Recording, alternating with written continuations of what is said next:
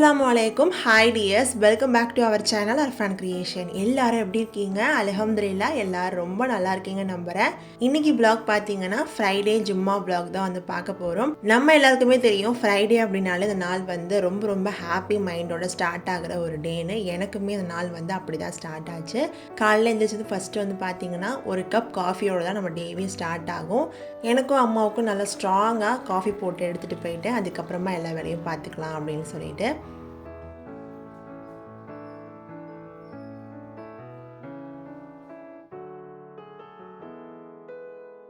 காஃபிலாம் குடிச்சு முடிச்சதுக்கப்புறம் பார்த்தீங்கன்னா பிரேக்ஃபாஸ்ட் வந்து பண்ண ஸ்டார்ட் பண்ணிட்டேன். பிரேக்ஃபாஸ்ட்டுக்கு ராகி புட்டு வந்து செய்ய போகிறேன். இந்த ராகி புட்டு ரொம்பவும் ஹெல்த்தி, அதே சமயம் ரொம்பவும் சிம்பிளாக பண்ணலாம். எப்படி செய்யறதுன்னு ஒன் பை ஒன்னாக பார்க்கலாம்.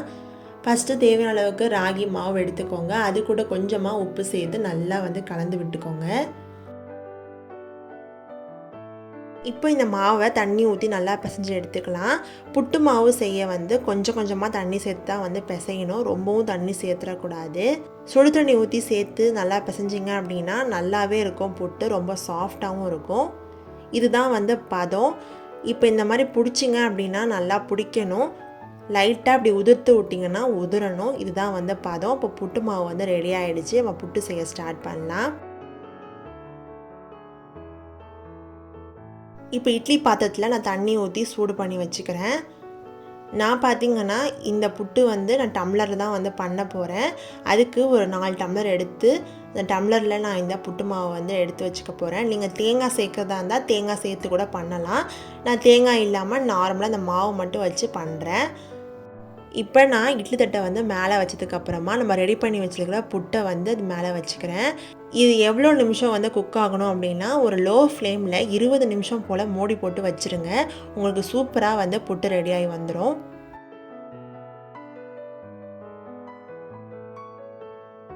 புட்டு ரெடியாகிறதுக்குள்ளே வீடு ஃபுல்லாக க்ளீன் பண்ணிடலான்னு க்ளீன் பண்ண ஸ்டார்ட் பண்ணிட்டேன். காலையிலேயே இந்த க்ளீனிங் வேலை முடிச்சிட்டோம் அப்படின்னா நமக்கு ரொம்ப ஃப்ரீயாக இருக்கும்ல, அதனால தான். இப்போ ஒரு 20 நிமிஷம் கழித்து நம்ம ஓப்பன் பண்ணி பார்க்கலாம். புட்டு வந்து ரெடியாக இருக்கும். இதை நம்ம எப்படி வந்து பார்க்கணுன்னா இந்த மாதிரி எடுத்து உருட்டி விட்டிங்க அப்படின்னா உருளணும். இதுதான் வந்து பதம். நம்மளுக்கு வந்து புட்டு வந்து ரெடி ஆகிடுச்சின்னு அர்த்தம். இப்போ ஒரு பிளேட்டில் நான் வந்து எடுத்து வச்சுக்கிறேன். இது வந்து சுடும், கொஞ்சம் பார்த்து வந்து செய்யுங்க. அப்போ தான் நமக்கு வந்து உடையாமல் நமக்கு புட்டு வந்து அழகாக வரும். அதனால தான் சூடோடு நான் வந்து எடுத்துக்கிறேன். இப்போ பார்த்திங்கன்னா உங்களுக்கே தெரியும் புட்டு வந்து சூப்பராகவே ரெடி ஆகிடுச்சு. நான் வந்து தேங்காய் போட்டு செய்யலை. உங்களுக்கு தேங்காய் வேணும்னா நீங்கள் அந்த மாதிரி தேங்காய் போட்டு கூட நீங்கள் வந்து இந்த புட்டை ரெடி பண்ணிக்கலாம். நான் இது கூட நாட்டு சக்கரை வச்சு பிரேக்ஃபாஸ்ட் வந்து செஞ்சேன். அர்ஃபான் குட்டிக்கு ஃபஸ்ட்டு காலையில் வந்து சாப்பாடு கொடுத்ததுக்கப்புறமா நானும் வந்து சாப்பிட்டேன். ரொம்ப நல்லா இருந்தது. கண்டிப்பாக இது மாதிரி நீங்களுமே செஞ்சு பாருங்கள். அர்ஃபான் குட்டி சாப்பிட்டதுக்கப்புறம் கொஞ்சம் நேரம் ஒரு 1 hour மார்னிங் வந்து தூங்குவார். அதனால் வந்து தம்பியை தூங்காட்டி போட்டுட்டேன். அதுக்கப்புறம் பார்த்திங்கன்னா நான் வந்து எப்போல்லாம் ஹேர் வாஷ் பண்ணுறேனோ அப்போல்லாம் பார்த்திங்கன்னா நான் ஏதாச்சும் ஒரு ஹேர் பேக்கோ ஹேர் ஆயிலோ பண்ணுறது உண்டு. என்னோடய ஹேர் கொஞ்சம் ட்ரையாக இருந்தனால நான் இன்றைக்கி ஹேர் ஆயில் தான் வந்து பண்ண போகிறேன். இதுக்கு வந்து பார்த்திங்கன்னா ஒரு பவுலில் தண்ணி வந்து சூடு பண்ணி வச்சுக்கலாம். இது டபுள் பாயில் மெத்தட் தான். ஒரு சின்ன பவுலில் பார்த்திங்கன்னா நல்லெண்ணெய் வந்து சேர்த்துக்கிறேன். அது கூட கொஞ்சமாக தேங்காய் எண்ணெய் வந்து சேர்த்துக்கலாம். இப்போ ஆயில் நல்லா சூடானதுக்கப்புறம் பார்த்திங்கன்னா நம்ம வெங்காயத்தை வந்து சேர்த்துக்கலாம். உங்கள்கிட்ட சின்ன வெங்காயம் இருந்தால் பெஸ்ட்டு. எங்கிட்ட இல்லாதனால நார்மல் சைஸ் வெங்காயம் வந்து சேர்த்துருக்கேன். இது ஒரு 1/4 மணி நேரம் போல் இந்த எண்ணெயிலே நல்லா ஊறட்டும். அதுக்கப்புறமா எடுத்து வச்சுக்கலாம்.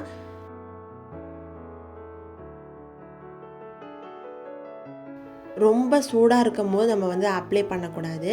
ஒரு பொறுக்கிற சூடுன்னு சொல்லுவாங்கள்ல, அந்த மாதிரி ஸ்டேஜில் தான் நம்ம தலைக்கு அப்ளை பண்ணணும். இதை அப்ளை பண்ணுறதுனால நமக்கு என்ன கிடைக்கும்னா கொஞ்சம் நம்மளுடைய ஹேர் வந்து நல்லா சாஃப்டாக இருக்கும். அதே சமயம் கொஞ்சம் க்ரோத் வந்து கிடைக்கும். ஹேர் ஆயிலாம் அப்ளை பண்ணதுக்கப்புறம் பார்த்திங்கன்னா காலையில் உள்ள பாத்திரம் எல்லாம் இருந்தது. அதெல்லாம் வாஷ் பண்ணி எடுத்து வச்சுட்டேன்.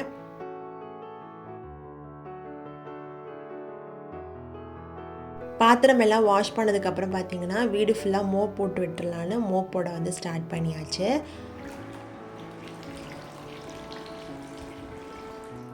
வீடு ஃபுல்லாக மோப் போடுற வேலை, கொஞ்சம் க்ளீன் பண்ணுற வேலைலாம் நம்ம நாளே முடிச்சிட்டோம் அப்படின்னா நமக்கு கொஞ்சம் ஃப்ரீயாக இருக்கும்.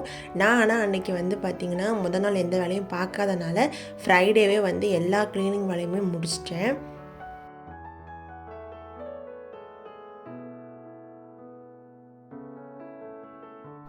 வீடு ஃபுல்லாக க்ளீன் பண்ணதுக்கப்புறம் பார்த்திங்கன்னா நானுமே ரிஃப்ரெஷ் ஆகிட்டு வந்தாச்சு. அதுக்கப்புறம் பார்த்திங்கன்னா நான் ஊது போட்டு விட்டுட்டேன். ஊது போட்டால் தான் அந்த ஒரு வைபே நமக்கு க்ரியேட் ஆகும். அந்த வாசனையும் ரொம்ப நல்லாயிருக்கும். நான் ஊது போட்டதுக்கப்புறம் அர்ஃபன் குட்டி பார்த்துட்டாரு. அதை எடுக்கிறதுக்கு ட்ரை பண்ணிகிட்ருக்காரு. நான் ஏதாவது சின்ன வேலை பண்ணுறேன், ஏதாச்சும் புதுசாக அவர் கண்ணில் பட்டுருச்சு அப்படின்னா கண்டிப்பாக அது வேணும்னு அடம்பிடிப்பார். அதுதான் இப்போ பண்ணிகிட்ருக்காரு.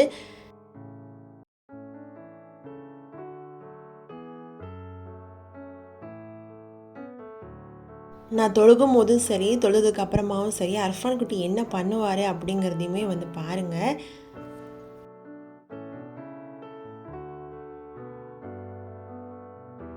இந்த மாதிரி தான் நான் எப்போல்லாம் தொழுவுறனோ அப்போல்லாம் முசாலா கிட்டே உட்காந்துட்டு என்னை தொழுவவே விட மாட்டார். அவரும் சேர்ந்து தொழுவார், சஜிதா பண்ணுவார். நம்ம என்ன பண்ணுறோமோ அதை பிள்ளைங்க பார்த்து அவங்களும் பண்ணுவாங்க. அதே போல் அர்ஃபான் குட்டி பண்ணுறதெல்லாம் பார்க்கும்போது மாஷாலா ரொம்பவே நல்லாயிருக்கு. فقالوا ربنا رب السماوات والأرض لن ندعو من دونه. நான் பார்த்தீங்கன்னா எல்லா வேலையும் முடிச்சுட்டு தொழுதுக்கு அப்புறமா தான் சாப்பாடே செய்ய ஸ்டார்ட் பண்ணேன். அன்றைக்கி ரொம்பவே லேட் ஆகிடுச்சுனே சொல்லலாம். ஃபஸ்ட்டு அர்ஃபான் குட்டிக்கு சாப்பாடு வச்சதுக்கப்புறமா நான் பார்த்திங்கன்னா அன்றைக்கி முட்டை பிரியாணி பண்ணலாம் அப்படின்னு சொல்லிட்டு முட்டை பாயில் பண்ண வச்சுட்டேன். எப்போவுமே நம்ம பார்த்திங்கன்னா ஃபஸ்ட்டு சாப்பாடு வேலையெல்லாம் முடிச்சுட்டு தான் தொழுதுட்டு அதுக்கப்புறமா சாப்பிடுவோம். ஆனால் அன்றைக்கி ரொம்பவே லேட் ஆகிடுச்சு.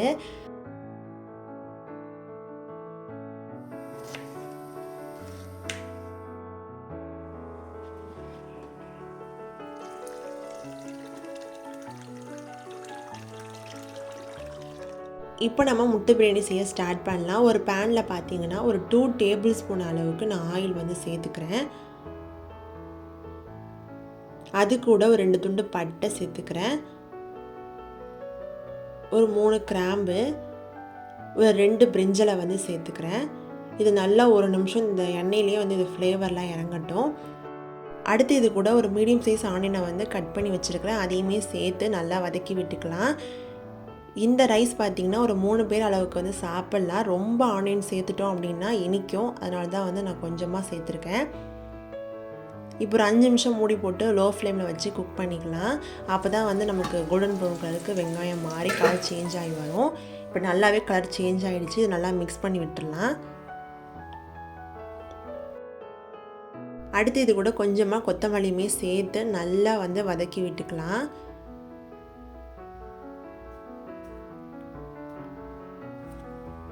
இதையுமே ஒரு 5 நிமிஷம் அப்படியே மூடி போட்டு வைங்க. ஒரு ஃப்ளேவர்லாம் இறங்கட்டும்.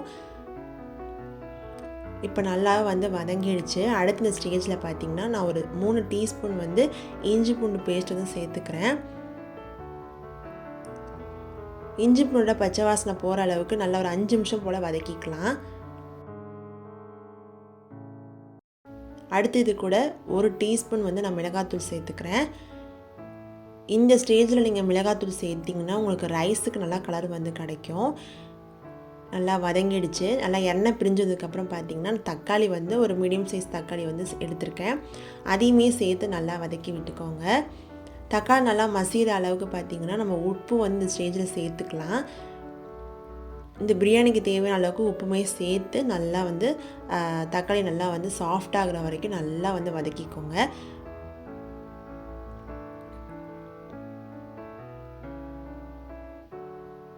இதையுமே ஒரு 5 நிமிஷம் மூடி போட்டு வச்சிடலாம். அடுத்து இன்னொரு பேனில் நான் முட்டை ரோஸ்ட் பண்ண போகிறேன். அதுக்கு கொஞ்சமாக நான் ஆயில் சேர்த்துருக்கேன். அது கூட ஒரு 1/4 டீஸ்பூன் மஞ்சத்தூள், ஒரு 1/4 டீஸ்பூன் மிளகாய்த்தூள், கொஞ்சமாக உப்பு சேர்த்துக்கலாம். இது நல்லா லைட்டாக நீங்கள் வதக்கி விட்டுக்கோங்க. அடுத்து நம்ம முட்டை 2 முட்டை நான் எடுத்திருக்கேன். அதையுமே சேர்த்து நல்லா இந்த மசாலாவோட கோட் ஆகிற மாதிரி நல்லா மிக்ஸ் பண்ணி விட்டுடலாம். 5 நிமிஷம் இப்படி பண்ணிங்கன்னா நல்லா ரோஸ்ட் ஆகிடும் முட்டை. இப்போ இது ரெடி ஆகிடுச்சு. இப்போ நம்ம ஓப்பன் பண்ணி பார்க்கலாம். நல்லாவே தக்காளி மசிஞ்சு நல்லா எண்ணெய் பிரிஞ்சு வந்துருச்சு. இது ஒரு நல்லா மிக்ஸ் பண்ணி விட்டுடலாம். அது கூட நான் 1/4 கப் தயிர் எடுத்திருக்கேன். அதையுமே சேர்த்து நல்லா கலந்து விட்டுக்கோங்க.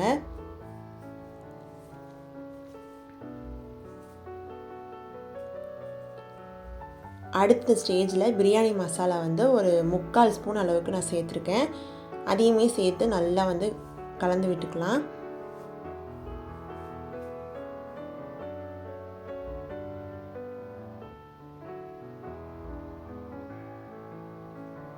இப்போ ஒரு 5 நிமிஷம் போல் மூடி போட்டு வச்சிடலாம். இப்போ ஓப்பன் பண்ணி பாருங்கள், நல்லாவே எண்ணெய் பிரிஞ்சு வந்திருக்கும். இந்த ஸ்டேஜில் நம்ம வந்து தண்ணி வந்து சேர்க்கணும். நான் வந்து 1.5 கப் ரைஸ் வந்து எடுத்திருக்கேன். நீங்கள் வந்து பார்த்திங்கன்னா அதுக்கு ஒரு 2.5 கப் தண்ணி வந்து சேர்த்துக்கோங்க. நான் பார்த்திங்கன்னா நார்மல் நம்ம சாப்பாடு ரைஸ் இருக்குல்ல, அதுதான் வந்து எடுத்திருக்கேன். ஒரு 30 நிமிஷம் போல் அந்த ரைஸை நல்லா ஊறவும் வச்சுட்டேன். அதனால தான் வந்து 2.5 கப் எடுத்திருக்கேன். உங்களுக்கு கரெக்டாக இருக்கும் மெஷர்மெண்ட்டு. ரொம்பவும் குறையாது, அதே சமயம் வந்து ரொம்பவும் விரையாகவும் இருக்காது. சாப்பாடு நல்லாவே உங்களுக்கு பெர்ஃபெக்டாக குக்காக இருக்கும். இப்போ ஒரு 10 நிமிஷம் போல் மூடி போட்டு வச்சிடலாம். தண்ணி கொதிச்சதுக்கப்புறமா நம்ம ரைஸ் வந்து சேர்த்துக்கலாம். இப்போ நான் ஓப்பன் பண்ணி பார்க்குறேன், நல்லாவே பார்த்திங்கன்னா தண்ணி வந்து கொதிச்சிருச்சு. இந்த ஸ்டேஜில் நம்ம ரைஸை வந்து சேர்த்துக்க போகிறோம். நம்ம நார்மல் ரைஸ் வச்சு செய்யும் போது பார்த்திங்கன்னா நம்ம வந்து ஒரு 5லேருந்து 4 தடவையாவது நம்ம வந்து பார்த்திங்கன்னா ரைஸை நல்லா வாஷ் பண்ணிட்டு தான் வந்து சேர்க்கணும். அப்போ தான் நமக்கு வந்து இந்த ரைஸோட ஸ்மெல் வந்து இருக்காது. இப்போ ஒரு 10 நிமிஷம் நல்லா மூடி போட்டு ஹை ஃப்ளேமில் வச்சு குக் பண்ணிக்கிறேன். இப்போ ஓப்பன் பண்ணி பார்க்கலாம். நல்லா 70% அளவுக்கு நல்லா குக் ஆகிடுச்சு. இந்த ஸ்டேஜில் தான் நம்ம வந்து தம் போடணும். பார்த்திங்கன்னா இந்த மாதிரி இருக்கும் போது நம்ம தம் போடணும். அதுக்கு முன்னாடி பார்த்திங்கன்னா நான் முட்டை ரோஸ்ட் பண்ணலை, அதையுமே மேலே வந்து வச்சிடலாம். ரைஸ்க்கு மேலே வச்சதுக்கப்புறமா கொஞ்சம் வந்து ரைஸ் உள்ளே வந்து அப்படியே அழுத்தி விட்டுருங்க. அப்போ தான் அந்த முட்டையோட எசன்ஸ்லாம் வந்து உள்ளே வரைக்குமே இறங்கும். நல்லாவும் இருக்கும், டேஸ்ட்டு ஃப்ளேவர்ஃபுல்லாக.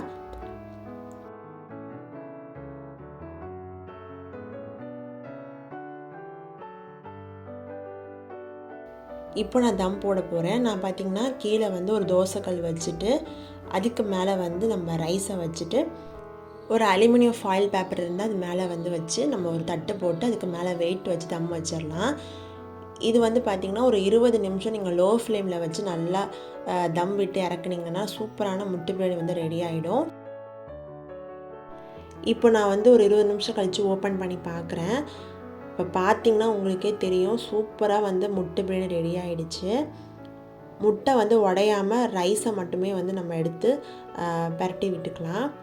முட்டையை வந்து தனியாக எடுத்து வச்சுக்கோங்க, சேர்த்துற வேணாம். உங்களுக்கு ரைஸ் வந்து பார்த்தாலே தெரியும், ரொம்பவும் குலையாமல் பெர்ஃபெக்டாக குக் ஆகிருக்கு. அதுக்கப்புறம் பார்த்திங்கன்னா அன்றைக்கி மதியம் வந்து என்னதான் லேட்டாக சமைச்சாலுமே ரொம்ப டேஸ்ட்டான பிரியாணியோட ஃபினிஷ் பண்ணிட்டோம். ரொம்பவும் நல்லா இருந்தது, ஃப்ளேவர்ஃபுல்லாக டேஸ்ட்டாக இருந்தது. கண்டிப்பாக இதே மெத்தடில் நீங்களுமே ட்ரை பண்ணி பாருங்கள். நீங்களுமே ட்ரை பண்ணி பார்த்துட்டு உங்களுடைய ஃபீட்பேக்கை கண்டிப்பாக கமெண்ட் பாக்ஸில் வந்து சொல்லுங்கள். அப்போ தான் எனக்குமே இன்னும் கொஞ்சம் மோட்டிவேஷனாக இருக்கும் டியர்ஸ்.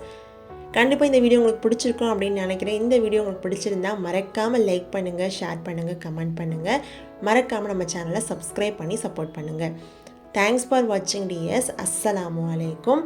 எல்லாரும் ஹாப்பியாக சந்தோஷமாக இருங்க.